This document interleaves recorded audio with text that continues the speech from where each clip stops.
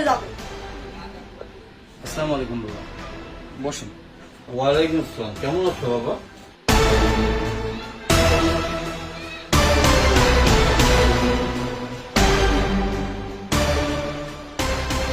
বাবাজি, কি হয়েছে তোমাদের দুজনের মধ্যে? আমাকে 2-4 দিন পর পর এখানে আসতে হয়, কি সমস্যা তোমাদের বলো তো আমাকে। হ্যাঁ ভাই, বাবা তো ঠিকই বলছে। আপনি কি মানুষ না? আপনাদের মাঝে কি এত সমস্যা? আপনাদের কি হয়েছে সেটা বলেন তো আমার। আপনার মাঝে কি জিদ নাই? কি রে ছোট লোকের বাচ্চা, এখন চুপ আছিস কেন? এখন তোর জবান বন্ধ হয়ে গেছে? আমার বাপ ভাইকে দেখে এখন ভয় পাইছিস? একা পেয়ে তো আমাকে খুব মারছিলি, এখন তোর মুখে কথা নাই কেন? কথা বল। চুপ করো তুমি, এভাবে বেয়াদবি করছো কেন? আমার আর কিছু বলার নেই বাবা, আপনি তো সব শুনেই আসছেন। আপনার মেয়ে কি আপনাকে কিছু বলে নাই? অবশ্যই বলছে। এখন আপনারা যেহেতু আসছেন, আপনাদের যা ভালো হয় আপনারা সেটাই করে যাবেন। দেখলেন তো আপনাদের সামনেই আপনার মেয়ে কোন ভাষায় কথা বলে আমার সাথে। এটা শোনার পরে আর আমার কিছু বলার থাকবে না বাবা।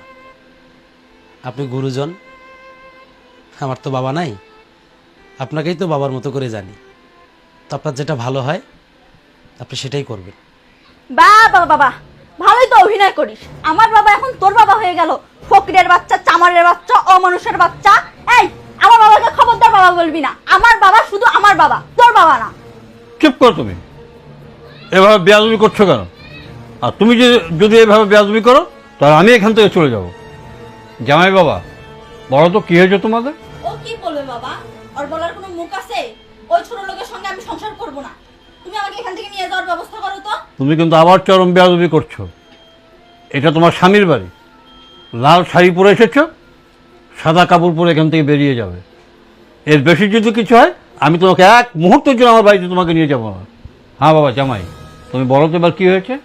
বিষয়টা খুব গুরুতর নয় বাবা, কিন্তু আপনার মেয়ে যেভাবে রিয়াকশন দিচ্ছে, আমার সঙ্গে ব্যবহার করতেছে, তাতে ওর কাছে এটা অনেক বড় ব্যাপার। আপনার মেয়েকে বিয়ে করার পর থেকে আমি একটা দিনও ওর কাছে শান্তি মতো কোনো কথা বলতে পারিনি। সব সময়ের জন্য শুধু খোটা, অমুকের এটা হয়েছে, ওর হাজব্যান্ড এটা করছে, ওর বউ এখানে ঘুরতে গেছে, আজকে এত দামি গহনা পড়ছে, এই খোটাগুলোই সবসময় আমাকে দিয়ে আসতো। আপনি তো জানেন আমি ছোট্ট একটা বিজনেস করি, ওইখান থেকে যা রোজগার হয় সেটা দিয়েই সংসার চালাই, নিজে চলি, সাধ্যমতো আপনার মেয়ের চাহিদা পূরণ করার চেষ্টা করি। কয়েকদিন আগে আমাদের এখানকার হরিপুর নামে একটা জায়গায় একটি ব্রিজ উদ্বোধন হয়। এই উদ্বোধন অনুষ্ঠানটা দেখার জন্য আপনার মেয়ে আমাকে বলে, আমি কোনো একটা কারণে বাড়িতে আসতে পারিনি এবং আপনার মেয়েকেও নিয়ে যেতে পারিনি। এটাই হয়েছে আমার জীবনের সব থেকে বড় কাল। আর তার জন্য আপনার মেয়ে আমাকে যা অপমান করলো বা এখনও করে, এটা আসলে ভাষায় প্রকাশ করতে পারবো না। আপনিও একজন পুরুষ মানুষ বাবা, আপনি আপনার বুকে হাত দিয়ে বলতে পারবেন যে আপনি কখনো আপনার চিন্তা করছেন? আপনি কখনো আপনার চিন্তা করেন নাই। প্রত্যেকটা পুরুষের চিন্তাই কিন্তু থাকে তার পরিবার, মা বাবা, সন্তান, এদেরকে নিয়ে। আমি একটা উত্তর খুঁজে পাই না বাবা। আসলে আমরা পুরুষরা কোথায় নিরাপদ? আমাদেরকে দিনের পর দিন যেভাবে মানসিক টর্চার করা হয়, আমাদের কথাগুলো কেউ শোনে না বাবা। আজকে যখন একজন পুরুষ কোনো নারীর শরীরে হাত দেয়, তাকে নারী নির্যাতনের মামলা দেওয়া হয়। আজকে যদি কোনো পুরুষ বাবা মার অবাধ্য হয়ে চলার চেষ্টা করে, তাকে কুসন্তান হিসেবে স্বীকৃতি দেওয়া হয়। কিন্তু একটাবারও আমাদের মতো পুরুষদের মনের কথাগুলো কেউ জানতে চায় না বাবা। আমি আপনার ব্যাপারে জানি, আমার একটা বিশ্বাস ছিল আপনার মেয়ে আপনার যতই কান ভাঙাক, যত কিছুই বলুক, আপনি আমার কাছে আসবেন। আপনি কি বলতে পারবেন বাবা, বিয়ের এই 2 বছরে কোনো দিন আপনার সামনে দাঁড়িয়ে আমি কোনো বেয়াদবি করছি, কোনো ধরনের বেয়াদবি কথা বলছি? আমার একটা অপরাধ। আমি একজন লেখাপড়া জানা শিক্ষিত বেকার। এই দেশে শিক্ষিত বেকারদের কোনো মূল্য নাই বাবা, সেটা হোক দেশের মানুষের কাছে, পরিবারের কাছে, এমনকি সহধর্মিনীর কাছে। আপনার মেয়ে আমাকে বলে গেছে, তুই যদি এক বাপের জন্ম হয়ে থাকিস তাহলে তুই আমাকে আনতে যাবি না। আমি তো এক বাপেরই সন্তান, আমি কোন মুখ নিয়ে আপনার মেয়েকে আনতে যাব বলেন? সেজন্য আমি যাইনি বাবা। এখন কথায় কথায় ওর চাহিদা পূরণ করতে না পারলেই আমি কাপুরুষ, ওর চাহিদা পূরণ করতে না পারলেই আমি অমানুষ, ওর চাহিদা পূরণ করতে না পারলেই আমি ছোট লোক, আমি মিসকিন, আমি ফকির। এই যন্ত্রণার আমার ভালো লাগে না বাবা। আমিও বাঁচতে চাই, মুক্ত মনা মুক্ত বাতাসে বাঁচতে চাই বাবা। প্লিজ আপনার কাছে আমার অনুরোধ, আমি আপনার মেয়েকে বোঝাতে পারি না, ও যদি আমাকে ছাড়া ভালো থাকতে পারে আমি ওকে ছেড়ে দেবো বাবা।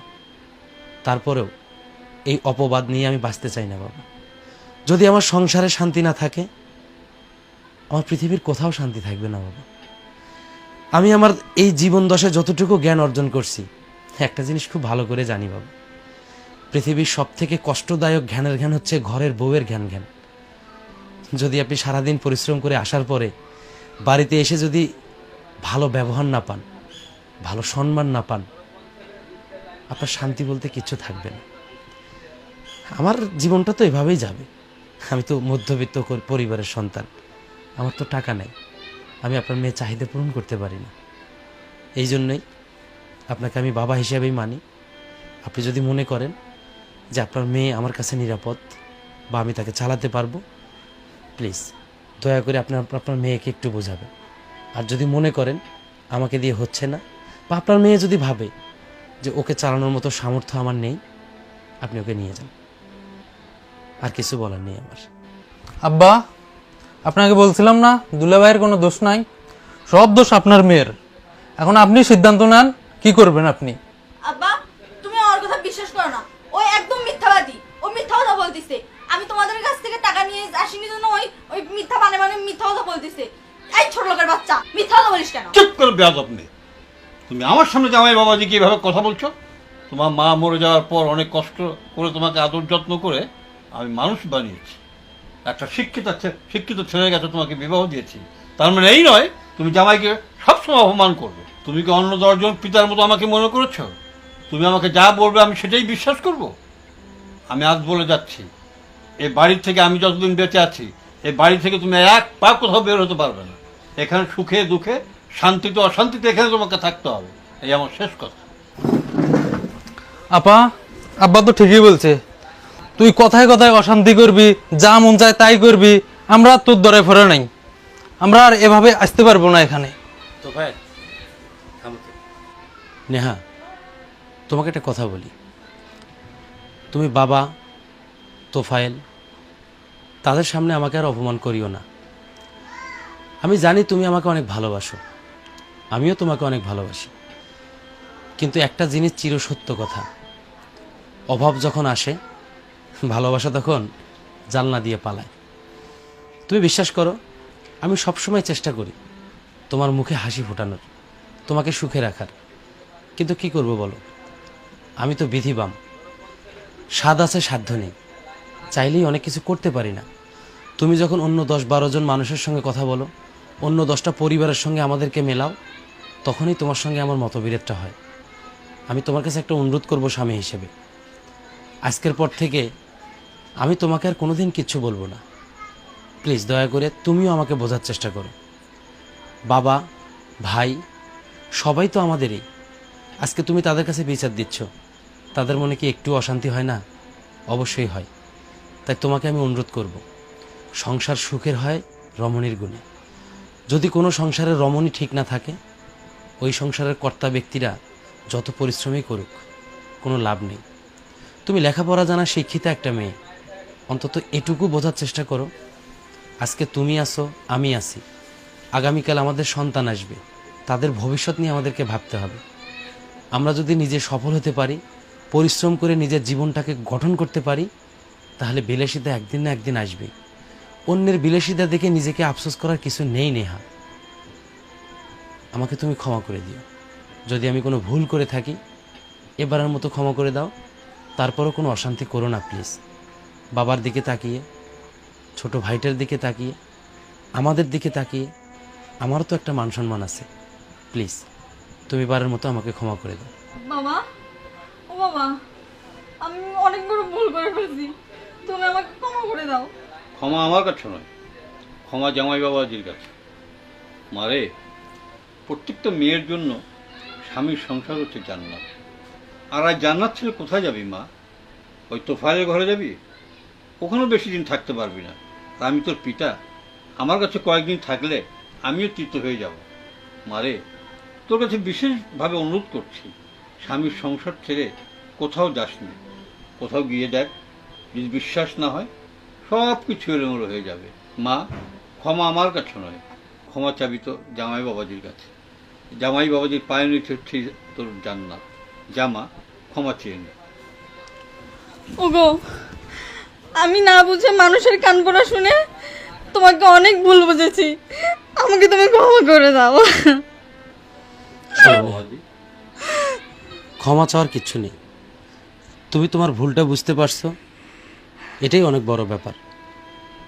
আর বাবা, আপনাকে একটা কথা বলবো, আপনার মতো করে প্রত্যেকটা মেয়ের বাবাই যদি তাদের মেয়েকে শাসন করত, তাহলে মনে হয় বাংলাদেশে বিবাহ বিচ্ছেদ থাকতো না। আসলে আপনারা সত্যি গুরুজন। আপনাদের মতো গুরুজনদের আজীবন মনে রাখবে আমাদের এই জাতি। শোনো নেহা, অনেক রাগ অভিমান হয়েছে, অনেক কথা হয়েছে, এখন তুমি যাও। কাল থেকে তো বাসায় রান্না নাই, রান্না করো। বাবা আছে, তোফাইল আছে, তুমি, আমি সবাই মিলে আমরা একসঙ্গে খাবো, ঠিক আছে? যাও আচ্ছা। যাও। বাবা বসেন, তোফাইল বসো, বসেন আপনারা।